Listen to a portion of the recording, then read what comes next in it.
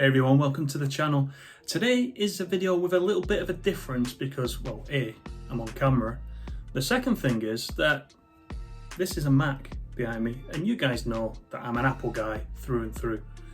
But today's video is all about how I built a gaming PC with absolutely no experience whatsoever. And this is not going to be an in-depth video about what you plug in, where, and this, that, and the other. This is going to be the story of my experience building a PC with completely no experience, how I got around it, what I did, how I decided on the parts, how I put it together, and what it looks like now, most importantly. Before we start, don't forget, if you do enjoy this video, please give me a thumbs up, and most importantly, subscribe to the channel. And one of the main objectives of today's video actually is just to give you confidence. If you're thinking of building your own gaming PC and you're thinking it's just too technical, I'm never going to be able to do it, I don't know where to start, I don't know what I need to do, where do I get advice from? This is just to let you know that it's a really rewarding experience, and give it a try. You can save yourself a lot of money as well in the process.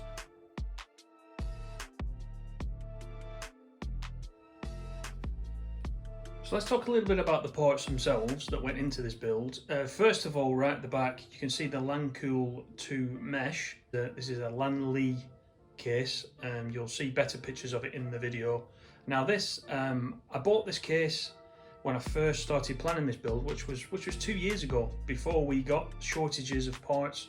So that has been boxed up there for a couple of years. It got very good reviews, which is why I went for that one.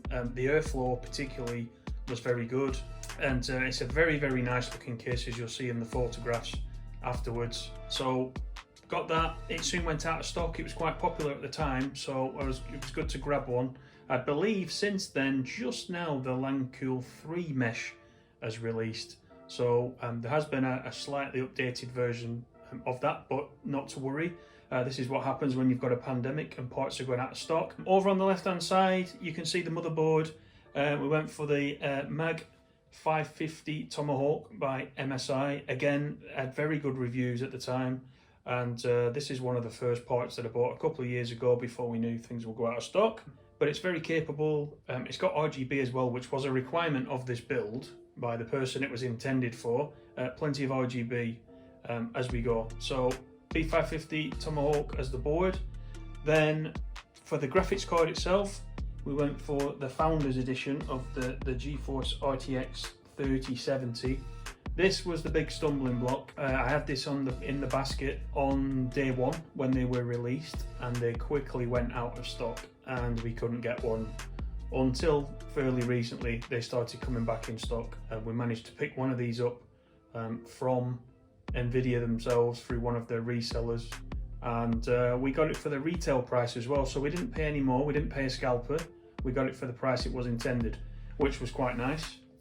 Now let me talk about the RAM, and I will just grab this and bring this to the camera so you can see. Again, sticking with the RGB theme, we went for the Corsair Vengeance RGB Pro. So it's currently got 16 gig in expandable. We think we might upgrade that with 2 more sticks to make it 32, but it's more than capable for for what it needs to be used for right now. Then if we look at the all-important processor, we went for Ryzen 7 5000 series. This is the 5700X. So again, quite a capable processor, fairly high-end, very recent. I think it was this year this came out.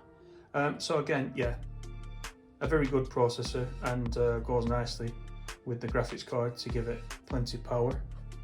And then the other items that we've got to cool that processor, I looked at various things. I looked at a fan option for a long time, and the more I looked into it, and that 5700X processor takes a lot of cooling, and so I went for this AIO cooler, which is the iCUE H100i Elite Capellix.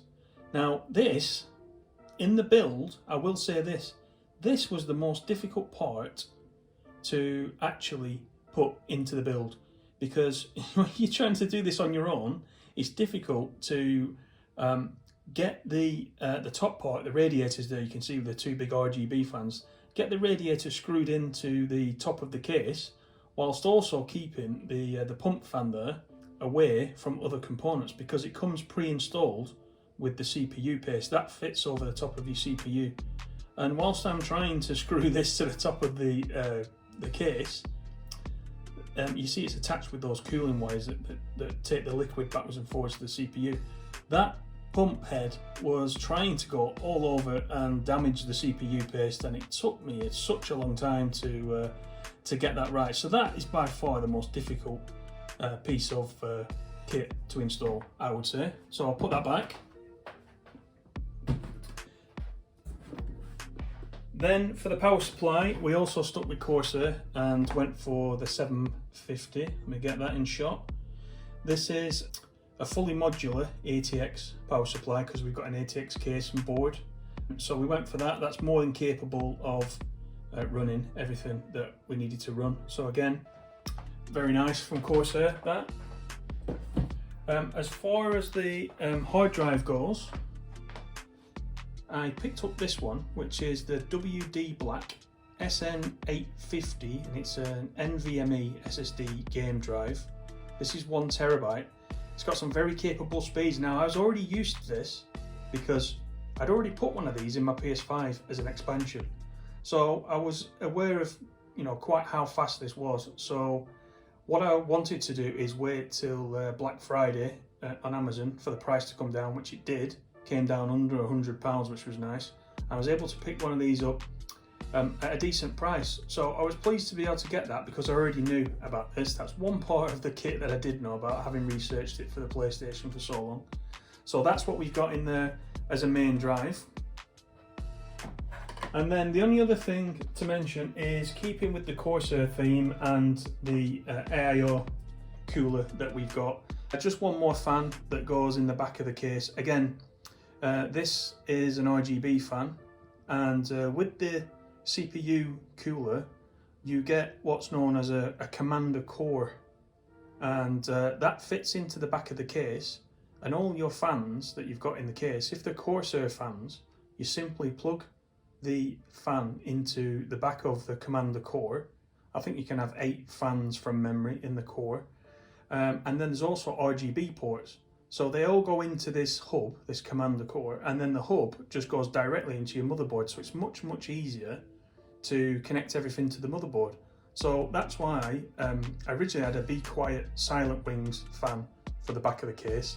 And once I decided I was going to use the Capellix AIO cooler, I then went for one of these fans and swapped it out so that we could sort of centralize everything and make it look, make it all nice and tied up.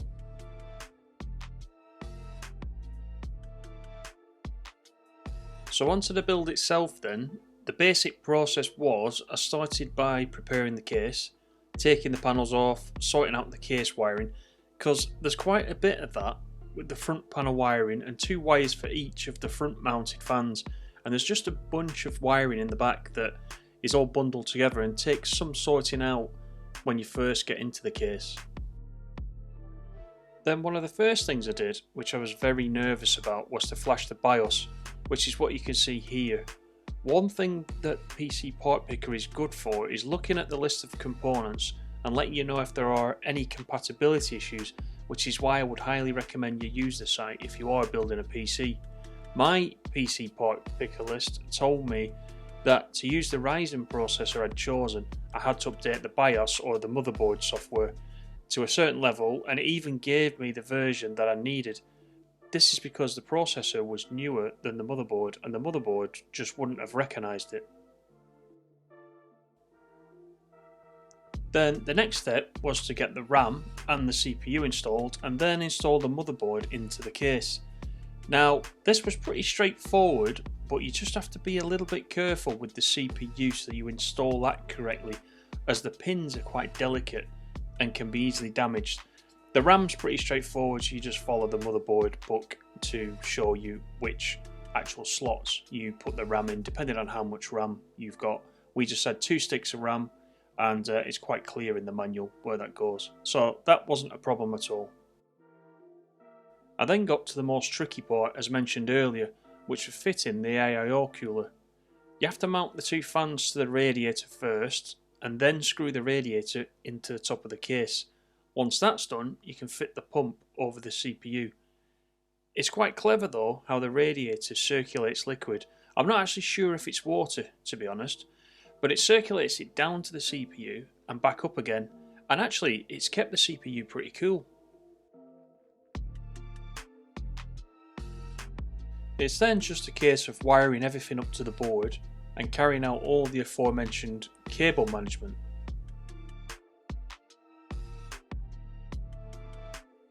Then you get to the big switch on, which is a nervous moment, but it's a great feeling seeing it all power up. I've powered it up here with the GPU removed, as I'd initially used the wrong cable, so I briefly removed it as part of troubleshooting just to make sure the rest of the PC was working okay. Then after that, it's a case of finishing off by just making sure the RAM is running at the right speed, the fans are adjusted to the right profile, etc. And then to get Windows 11 installed. And I make that bit sound quite easy, but it does actually take some time to get it just how you want it.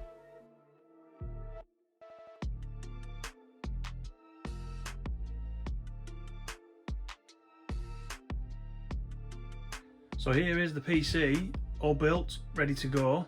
So I'm just going to switch this on. Forgive my free hand as I do this, and it kicks into life. So the case fans at the front actually do come with the case. They're not Corsair fans, so they're controllable with the motherboard software, or they're controllable with a button on the top of the case, which is quite nice. So they're kind of in sync at the moment.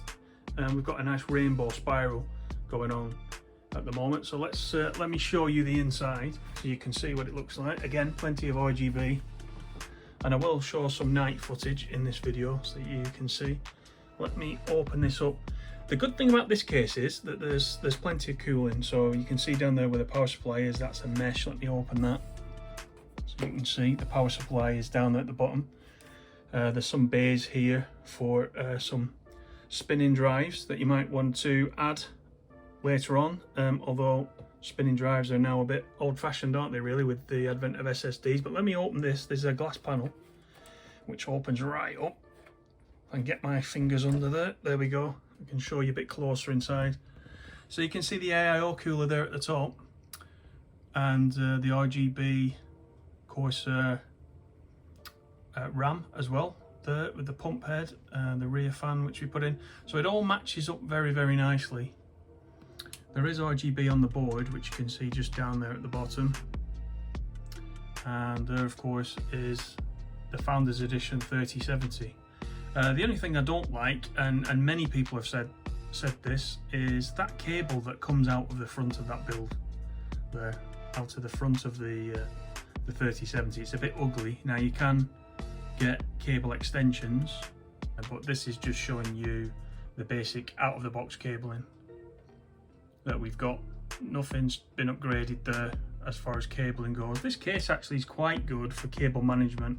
All the cables go through that slot there into the back, as you can see, and they tidy away quite nicely. So to do this, you will need a degree in cable management. That's one job that I think nobody seems to look forward to if you are building a PC, but you will get round it.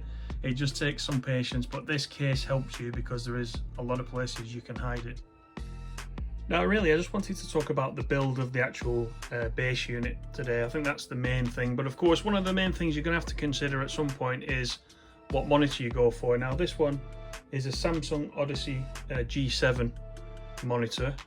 It's got NVIDIA G-Sync, which all ties up very nicely with the graphics card. This, looking for a monitor, I will say, is a minefield in its own right. I'm not going to go into it in this video, but suffice to say, this is a very nice monitor, and everything looks so good on the monitor. And I say that just as it goes into its sleep mode.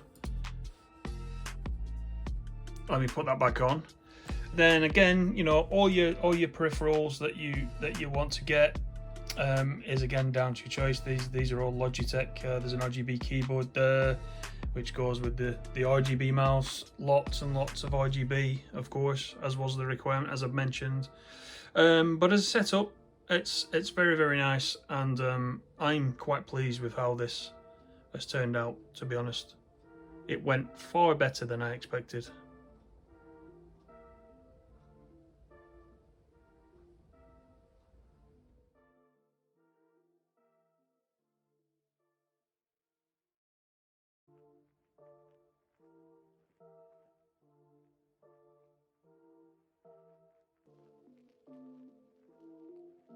So that's the story on how I built the gaming PC and how I came around to picking the parts that I did and putting it together.